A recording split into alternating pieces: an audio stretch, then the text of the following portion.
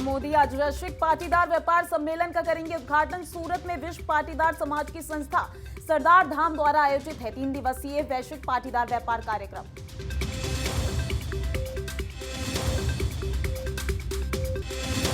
Delhi, UP, Madhya Pradesh में अभी भी जारी रहेगा लू का कहर। उत्तराखंड में मिल सकती है गर्मी से राहत।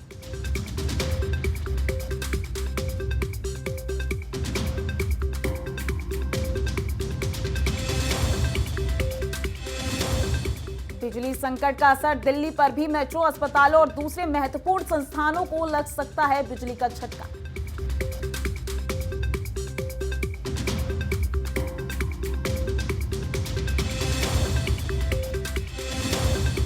हरियाणा के झज्जर में गैस लीक होने से रिहायशी इलाकों में भारी अफरा तफरी। लोगों को सांस लेने में हुई दिक्कत, कई अस्पताल में भर्ती।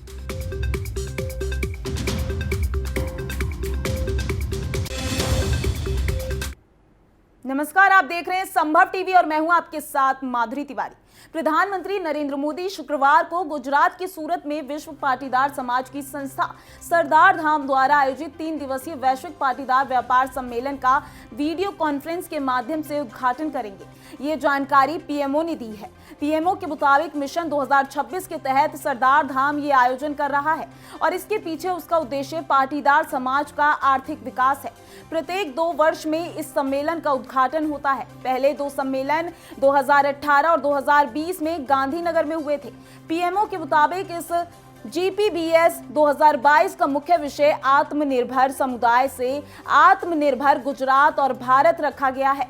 3 इस सम्मेलन का लक्ष्य पाटीदार समाज के छोटे, मझोले और बड़े उद्यमियों को का साथ लाना है, उन्हें आगे बढ़ाना है और नए उद्यमियों को सहयोग देने के साथ ही शिक्षित युवाओं को प्रशिक्षण और रोजगार देना है। इसमें कहा गया है कि लौह पुरुष सरदार वल्लभ भाई पटेल को समर्पित सरदार धाम शैक्षिक और सामाजिक परिवर्तन, समाज के कमजोर वर्गों के उत्थान और युवाओं को रोजगार के अवसर प्रदान करने की दिशा में काम कर रहा है।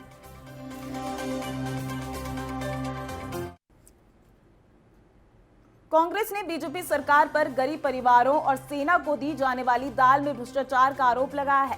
कांग्रेस ने दावा किया है कि बीजेपी ने दाल घोटाला कर देश को 4600 करोड़ रुपए की चपट लगाई है।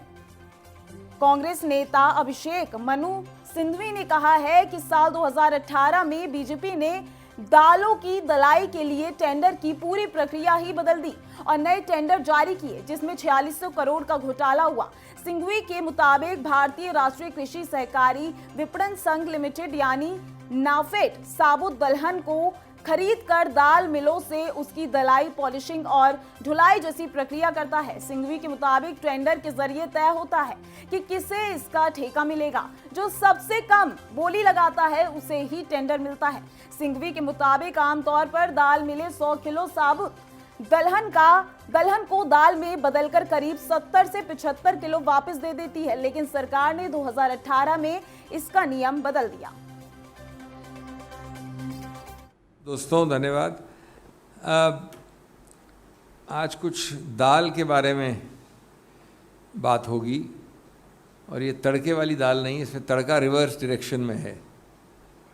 मोदी जी ने कहा था कि न खाऊंगा न खाने दूंगा, लेकिन आज मोदी जी दाल और अनाजें उनकी सरकार खा भी रही है और खाने दे भी रही है, खिला भी रही है। दोस्तों भाजपा सरकार देखिए करती है कैसे कमाल, अपनी जेब भरने को खा गई है गरीबों की चावल और दाल। ये थीम है आज की और ये थीम संबंधित है इस बात से कि पिछले 6-8 वर्षों में, 6 नहीं 8 वर्षों में किस नेता ने कैसे कमाया है माल, छीन कर कटोरे से और कटोरी से रोटी और दाल। ये किस्सा और कहानी नफाड के सिलसिले में शुरू होती है। जैसा आप जानते हैं ये एक राष्ट्रीय कोऑपरेटिव है जो